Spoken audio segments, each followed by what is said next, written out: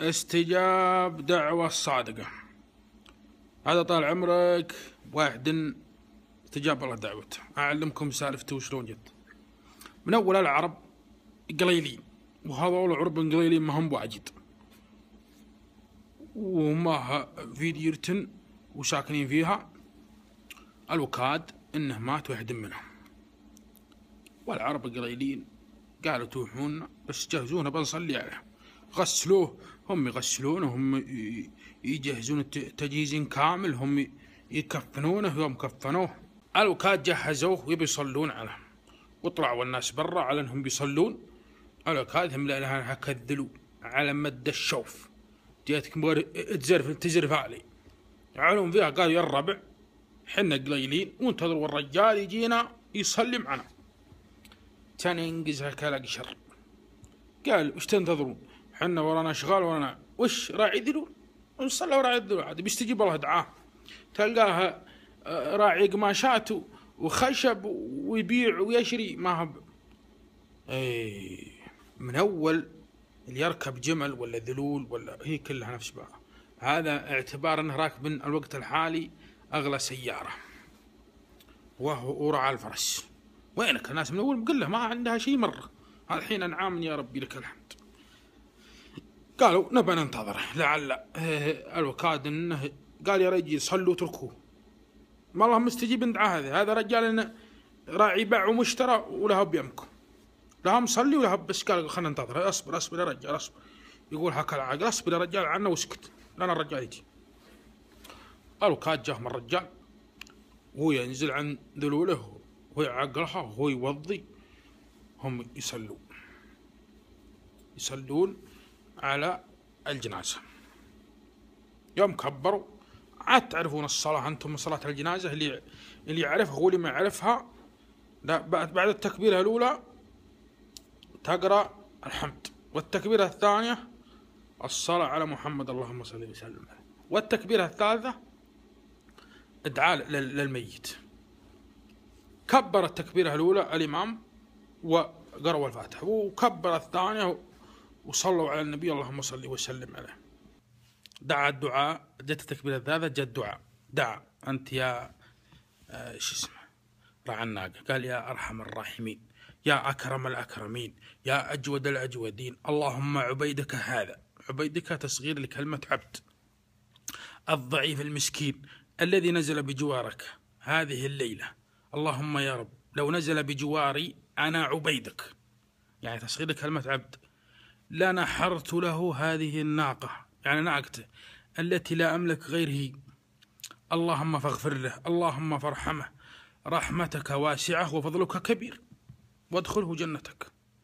سلموا. بعد ما سلموا راحوا ودفنوه. الرجل هذا اللي ميت له ولد. بعد ليلتين ولا ثلاثة رأى الولد رؤيا، طبعا لأبوه عايشين في نعيم وفي شيء يعني ما يوصف. هو يسأله قال وش حالك يبا؟ قال الحال يسرك أبشرك، الله غفر لي ورحمني وادخلني الجنة بسبة دعوة رعى الجمل اللي صلى معكم. سلموا. بعد ما سلموا راحوا ودفنوه. الرجل هذا اللي ميت له ولد. بعد ليلتين ولا ثلاثة رأى الولد رؤيا، طبعا لأبوه عايشين في نعيم وفي شيء يعني ما يوصف. هو يسأله قال وش حالك يبا؟ قال الحال يسرك أبشرك، الله غفر لي ورحمني وادخلني الجنة بسبة دعوة رعى الجمل اللي صلى معكم. الولد مسك اثر رعى الجمل وقال يلا وراه أطرده، أنشد عن الدعوة وكافيه علىها أن دعا لأبوي ودخل الجنة بسبة دعاه. أمسك الأثر يا الولد، وعندك وعندك وعندك وعندك ويلحق رعى الجمل. يوم الحق قال تعال أنا رأيت لي رؤيا وهو علمه بكل شيء، وباك الحين تعلمني وبكافئك. قال والله إني ما دعيت غير هذا الدعاء اللي أنا قلته قبل شوي. قال تستاهل أجل، وهذه مكافأة لك، بيض الله وجهك. وأكرمكم الله الحمارة اللي كانت تقول صلوا لا تنتظرونه، هذه منافقة. هذا بيستجيب الله دعاه، تقول بيستجيب الله دعاه، يستجيب الله دعاه. المسلم يستجيب الله دعاه مهما يكون. ما يمنع رد استجابة الدعوة إلا الذنوب. إذا استغفرت محيت ذنوبك وجعل همك واستجابة دعوتك.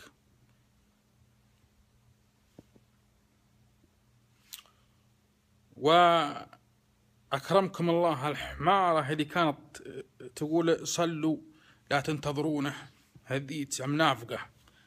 هذا بيستجيب الله دعاه، تقول بيستجيب الله دعاه، يستجيب الله دعاه. المسلم يستجيب الله دعاه مهما يكون. ما يمنع رد استجابة الدعوة إلا الذنوب. إذا استغفرت محيت ذنوبك وجعل همك واستجابة دعوتك. بعض الناس يستحقر الناس، والاستحقار ما هو بزين. لا تستحقر أحد، لا يغرك المنظر والشكل. بعض الناس شكلها الخارجي يا سلام، لكن مشكلته هنا تلقاه مع الله معطي له طريق.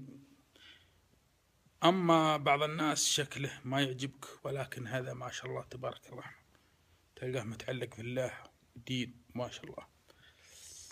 فلذلك لا تأخذ على الأشكال، وعلى الأخذ على القلب، قلب الشخص. أن القلب إذا صلح راح يصلح، أعمالك راح تصلح، وراح تصير ما شاء الله بارك الله. لكن إذا فسدت أعمالك، صار يلعب بك إبليس، قام يلطخ بك يمين يسار، يلطخ بك هنا ويلطخ بك هنا ويمشيك على كيفه ويخزمك ويسحبك. انتهت سالفتنا، وعشان تنال على إعجابكم أبو فجاء.